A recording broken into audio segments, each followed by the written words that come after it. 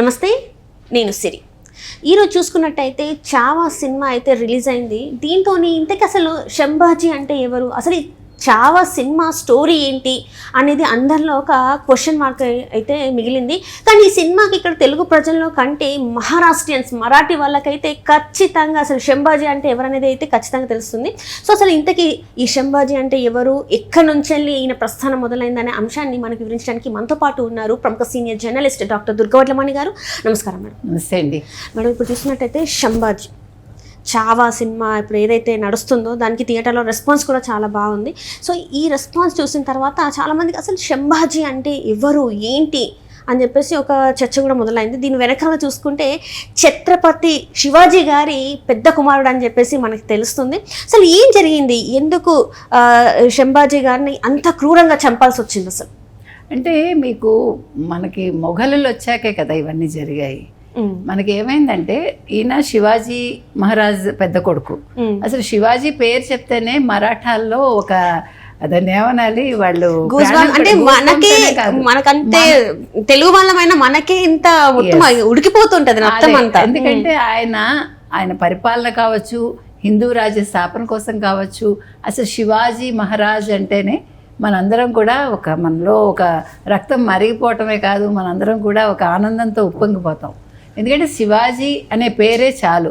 ఎందుకంటే వారి తల్లి జిజియాబాయి అంత బాగా పెంచారు. చాలా అంటే చిన్నప్పటి నుంచి కూడా మాతృదేశం గురించి కానీ దేశభక్తి కానీ ఆవిడ ముద్ద పెడుతూ అతనికి నేర్పించింది. సో అటువంటి ఛత్రపతి శివాజీ కొడుకు ఈయన శంభాజీ భోన్స్లే ఆయన. సో ఈయన ఛత్రపతి శివాజీ చనిపోయిన వెంటనే ఇతను సింహాసనం అధిష్ఠించారు. ఈయన పీరియడ్ చాలా తక్కువ, నాట్ ఈవెన్ 9 years అనమాట, 9 ఏళ్ళు లేదు మొత్తం మీద. ఈయన 1657 మే 14న జన్మించారు. ఈయన మరణం తీసుకుంటే మీరు 1589 మార్చి 11. అంటే మొత్తం ఆయన 26 సంవత్సరాలు కూడా బతకలేదని మనకు తెలుస్తుంది. శంభాజీని తర్వాత అతని సలహాదారు కవి కలష్ని, ఔరంగజేబు సేనాని ముకరబ్ ఖాను బంధించి తీసుకెళ్ళిపోతాడు అన్యాయంగా. తీసుకెళ్ళాక అసలు ఏం జరుగుతుందంటే, అసలు మీకు చావా అంటే ఏంటి? చావా అంటే పులిపిల్ల, మీకు తెలుసు. అంటే అంత పులిపిల్ల లాంటి వాడు, అంటే ఒక పులికి పుట్టిన బిడ్డ కాబట్టి ఇతని చావా అంటారు శంభాజీని. అంటే మీకు అసలు మరాఠా మనం తీసుకుంటే చరిత్ర, వాళ్ళు చాలా విషయాల్లో వాళ్ళని మనం ఆదర్శంగా తీసుకోవాలండి. ఈరోజు మనం వినాయక చవితి జరుపుకుంటున్నామంటే దానికి ఎక్కడ కారణం? మనకి ముంబైయే కదా. లోకమాన్య తిలక్ గారు దానికి ఆద్యులు. సో వాళ్ళకి అంటే మొత్తం మీరు మన భారతదేశాన్ని తీసుకుంటే, భారతదేశంలో మనకి అసలు స్వతంత్రోద్యమంలో విషయంలో కానీ, లేదు మాతృభూమి మీద మమకారం విషయంలో కానీ, వేటిని తీసుకున్నా మీరు మనకి మరాఠాస్ని మనం ఆదర్శంగా తీసుకోవాలి. మనం తమిళియన్స్కి భాషాభిమానం ఉంటుంది, మలయాళీస్కి భాషాభిమానం ఉంటుంది, ఇవన్నీ చెప్పుకుంటాం. అవి ఓకే, అవి ఒక పక్క. కానీ ఇప్పటికి కూడా వాళ్ళ కట్టుబొట్టు మార్చుకోరు. మీరు గమనించండి, వాళ్ళు ఒకలాంటి శారీ, వాళ్ళు పూణే శారీస్ కాకుండా ఇంకొక శారీ ఉంటుంది, బనారస్ కూడా కాదు, అది ప్రత్యేకంగా ఆ చీరనే ధరిస్తారు ఎంత గొప్ప వాళ్ళైనా. మీరు గమనించారా? దీపికా పడుకోనే కూడా అదే చీర కట్టుకుంది. అంటే అది ఎంత ఖరీదని కాదు, వాళ్ళు సంప్రదాయాన్ని మర్చిపోరు. వాళ్ళ బొట్టు కూడా మీరు చూసారంటే అర్ధచంద్రాకారంలో ఉంటుంది. సో తర్వాత వాళ్ళకి ముక్కెర చాలా ముఖ్యం. మీరు పెట్టుకునే ముక్కెర సైజుని బట్టి కూడా మీ ఇదిని వాళ్ళు గుర్తిస్తారనమాట. అంటే వాళ్ళది ఈవెన్ వాళ్ళు వేసుకునే నగలు కూడా చాలా ప్రత్యేకంగా ఉంటాయి.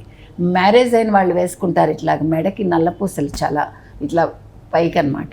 అంటే ప్రతి ఒక్కటి వాళ్ళ కట్టు బొట్టు ప్రతిదీ కూడా చాలా ప్రత్యేకతను సంతరించుకుని ఉంటాయి. అదేవిధంగా వాళ్ళ దేశభక్తి కూడా అలాగే ఉంటుంది. సో మీకు ఇవన్నీ కూడా మనం అంటే చరిత్ర నుంచి నేర్చుకున్నవే ఇవంతా కూడా. అంటే శివాజీ అనే ఒక గొప్ప రాజు నేర్పించాడు వాళ్ళకి. శివాజీ కొడుకు శంభాజీ ఏం చేశాడంటే, వీళ్ళు ఎప్పుడైతే ముకరబ్ ఖాన్ వాళ్ళు అరెస్ట్ చేసి తీసుకెళ్ళాక అతన్ని ముస్లిం మతంలోకి మార్చడానికి వాళ్ళు సామదాన భేద దండోపాయాలన్నీ కూడా ఉపయోగించారు. కానీ అతను ఎక్కడా లొంగలేదు. అతని కళ్ళు పీకేశారు, అసలు చాలా దారుణంగా హింసిస్తారు. అంటే ఎందుకు మొఘలాయి పరిపాలన అంటే మనకంత ఎవర్షన్ అంటే వాళ్ళు చేసిన అకృత్యాలు. ఇప్పుడు బ్రిటిషర్స్ లాగానే. అంటే భారతదేశం అనేది ఎంతమంది సంకెళ్ళ నుంచి విడివడి ఈరోజు ఈ రకంగా ఉన్నామో మనం గుర్తుపెట్టుకోవాలి. ఈరోజు ప్రతి చిన్న విషయానికి మనం దేశాన్ని తిడతాం, తర్వాత ప్రతి ఒక్కరిని నిందిస్తాం నాయకుల్ని మనం కొన్ని విషయాల్లో. సో కాదు, మన చరిత్రను గుర్తుపెట్టుకుని చరిత్రలో ఇలా జరిగింది. సంభాజీ అనేవాడు మన కోసం ఏ రకంగా అతను అంటే హిందూ మతం కోసం రైట్, అంటే 14 రోజుల్లో కూడా కఠినంగా అన్ని బతుకుండగానే చర్మాన్ని వచ్చేసి గోళ్ళు పీకేసి చదువుతుంటే మనకి అసలు ఎంత బాధ వస్తుందంటేనండి, అంటే యాజ్ ఇఫ్ మనకి జరిగిన ఫీలింగ్ మనకు వస్తుంది. అంటే చనిపోయాక కూడా ఔరంగజేబ్కి ఆయనకి అది కాకపోతే ముక్కలు ముక్కలుగా చేసి పడేశారని నదిలో విసిరేస్తే అప్పుడు ఆ గ్రామస్తులు అవన్నీ వెతుక్కుని తీసుకొచ్చి ఆయనకి కర్మ చేస్తారనమాట. అంటే వాళ్ళకి అభిమానం కాబట్టి. అంటే ఎంత క్రూరత్వం, ఎందుకు ఇంత మనిషి క్రూరత్వం అనిపిస్తుంది మనకి. అందుకనే మనకి అంతా కూడా రక్తం ఏరులై పారితేనైనా ఒక చరిత్ర ఈ రకంగా అనేది మనకు అర్థమవుతుంది.